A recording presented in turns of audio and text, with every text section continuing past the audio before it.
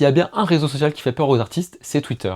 C'est un peu un nid de vipères où le moindre faux pas, voire même n'importe quel pas, peut te valoir de finir en pâture auprès de la horde de hyènes que sont les utilisateurs. Mais il y a des exceptions, il y a des artistes qui s'y tentent et qui arrivent vraiment à créer quelque chose dessus. Et l'exemple le plus marquant de ces dernières années pour nous, c'est Five. Five, c'est un groupe japonais d'électropop un peu alternative, très années 2000. Mais surtout, et c'est ça qu'on retient, elles sont complètement chronically online. C'est-à-dire que le groupe et son équipe se comportent comme de réels utilisateurs sur la plateforme. Elles connaissent les codes, les blagues, la façon de parler, comment se présenter, mais surtout, elles parlent à une cible bien précise. Elles baignent dans une sphère internet, queer, fashion, musique électronique, et dans une sorte de niche du web où les trois coexistent. Et ça leur permet de pousser à fond cette communication de proximité. T'as l'impression que c'est un peu ton mutual friends sur Twitter. Celui qui fait des tweets un peu nuls, mais marrants pour essayer de percer. Celui à qui t'envoie 200 reels par jour et qui like tout et n'importe quoi sur Insta. Et ça demande du temps et de l'énergie. Elles répondent, elles interagissent toujours avec beaucoup de second degré, ce qui les rend presque immunisées aux haters alors même qu'elles sont sur Twitter. Mais la vraie différence entre Five et ceux qui essaient de faire pareil, c'est pas tant les codes, mais plutôt la façon dont ils sont perçus. C'est l'authenticité quoi. Parce que ce niveau de compréhension de la culture internet,